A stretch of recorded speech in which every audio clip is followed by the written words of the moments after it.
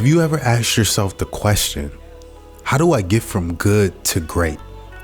I've asked myself that question so many times in my life. I've read so many books in search of that question, just to understand the blueprint of actually getting there. And from what I've read and what I've found to understand is that from getting to good to great will require a special type of mentality. And that is a mentality of always wanting to learn, always being in search of information, always being a student. We must always be a student. A student operates in a particular kind of way. A student soaks up all information like a sponge, no matter where it's coming from. It can be coming from an ally or it can be coming from an enemy. They still take that information to strategically make a decision for themselves later down the road. So a student is self-motivating. A student is always looking to improve him or herself. And a student is always critical of themselves. The student is the teacher and the critic. And once we start moving that way, moving through life that way, that's how we become great. It goes back to making music. Let's think about making music. An artist may sing in a booth, and you may be outside of the booth and thinking, man, he sounds great. He sounds good. The artist comes out, they listen to what they just recorded, and they say, man, I don't like that. I don't like how I finished that word. I didn't completely say that word. It didn't come out clear enough. That's that person being critical of themselves, being critical of his or her art, because they expect the best out of themselves. They expect nothing but the best. So they're going to hear all the things that you didn't hear. And that's how we need to operate. Not in a form of perfectionism to where we feel like we need to be perfect, but we need to be our biggest critic. We need to poke holes in our own ideas. We need to poke holes in the decisions that we make to make sure that we're making the right decision, or our ideas are correct, or our ideas have a chance of actually succeeding. And in order to do this, we must keep our ego in check, because how can we continue to learn? How can we continue to grow if we think we're already the best? If we already think we're the smartest? So we have to have the highest belief in ourselves, but still have that humbleness to us. So it's more of us being confident and not cocky. Because if we think we're the best, that'll make us complacent. And that'll make the person that's grinding every day, that's putting in work every day, they're gonna catch up and they're gonna pass us. You see this a lot with big corporations. These companies become so big, they become dinosaurs. They stop innovating. They stop doing new things. They stop keeping up with the current trends. And what happens? A smaller company that's grinding every day, that's moving in all different directions, they catch up. They close that gap and they end up becoming bigger.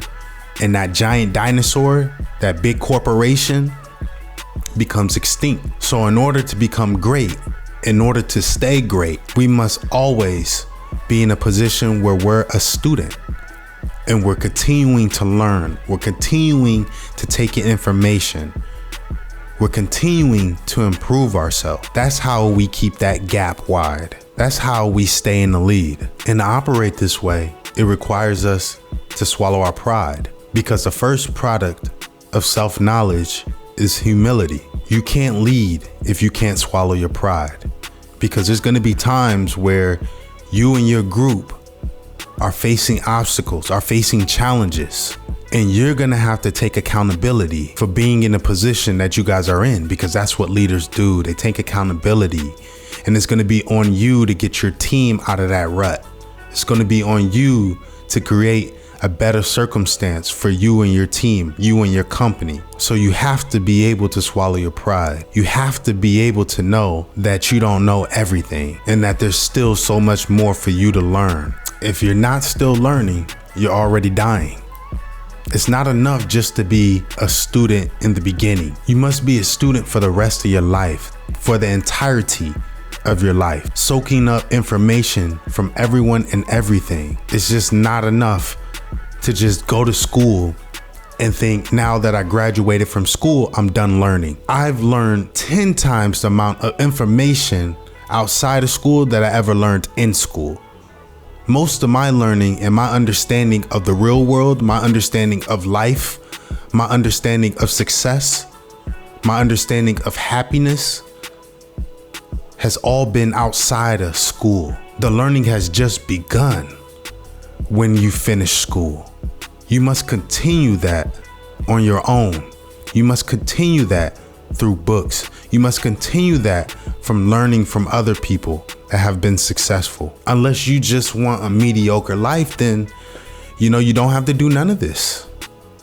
You can be like the rest of the sheep, just cogs in a machine, just going about life, doing the same thing over and over. And if that makes you happy, who am I to say that you're living wrong if it makes you happy?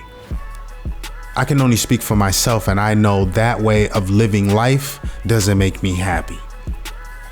I need more. I want more. So I must continue to learn.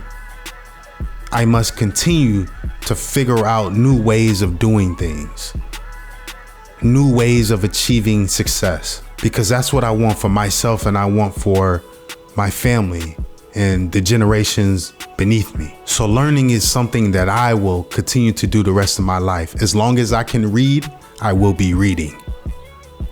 I will be soaking up knowledge and information and anything that's gonna put me ahead of the next person, because I'm ambitious and I want success. And success is subjective. It can mean something totally different to the next person.